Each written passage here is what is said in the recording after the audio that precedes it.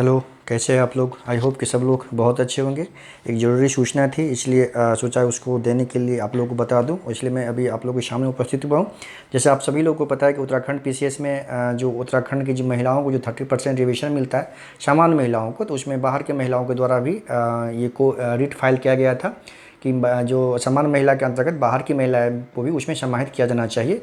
तो उस संबंध में आज एक निर्णय आया है। जैसा कि आपको पता है कि बहुत सारे केसेस डाले हुए हैं, डाला गया है, तो उसमें सबकी सुनवाई होनी है।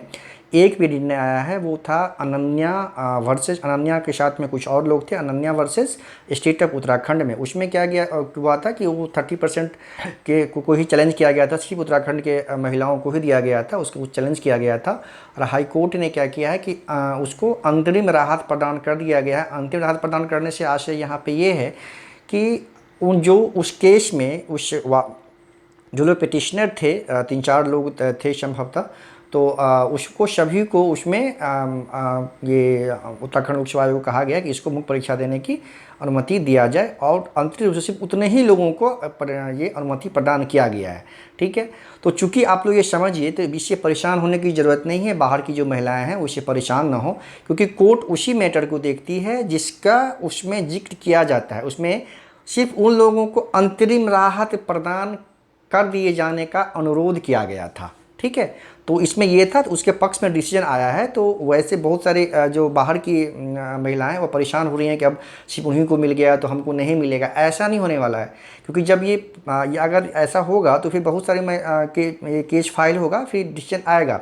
लेकिन आप ये समझिए, सिर्फ एक केस और भी लगा हुआ है क्यू में, यानी सुमित्रा चौहान वर्सेस जो स्टेट ऑफ उत्तराखंड में, उसमें जो है वो ऐसी कोई अंतरिम जो राहत की बात नहीं है। तो उसका जो ही डिसीजन आएगा तो उसके सबके फेवर में आ जाएगा, है ना।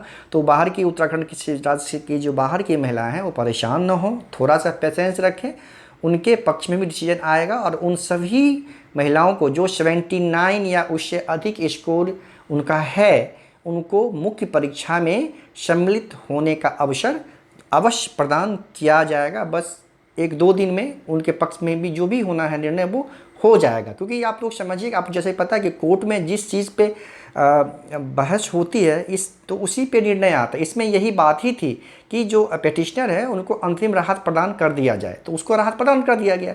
तो आप लोग ये समझिए कि आप लोग की जीत तो हो गई ना, कि जहाँ तक आप लोग को लग रहा था कि क्या होगा, कहीं को मतलब हम लोग हार जाएंगे, जीत कहीं मतलब अगेंस्ट में डिसीजन आ जाएगा, ऐसा कुछ नहीं हुआ। तो कम से कम उनको राहत मिल गया। तो अब सभी को मौका मिलेगा। और जो Sumitra Chauhan versus state of Uttarakhand का जो कोर्ट का जो हियरिंग होगा, उसमें आप सभी लोगों के पक्ष में निर्णय ज़रूर आ जाएगा। और ये होना ही था, क्योंकि ये एक्चुअली इसका आधार था, इसका बेस स्ट्रांग था। क्योंकि एक किसी सुप्रीम कोर्ट के द्वारा या किसी अन्य हाई कोर्ट के द्वारा, अन्य राज्य के हाई कोर्ट के द्वारा अगर इस संबंध में कोई निर्णय दिया गया है, तो इसको किसी अन्य राज्य के हाई कोर्ट द्वारा जस्ट उसको पलटा नहीं जा सकता।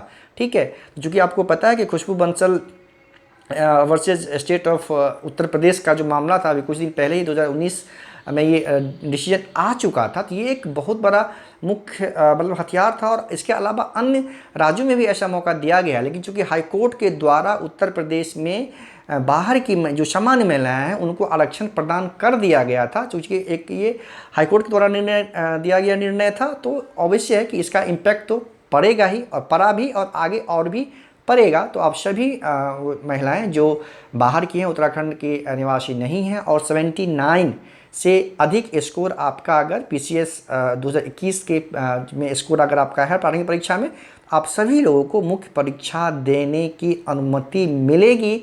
आप लोग निश्चिंत होकर मुख्य परीक्षा की तैयारी करें, अपना समय बर्बाद न करें। बस 1 या 2 दिन की बात है, सबको मौका मिलेगा।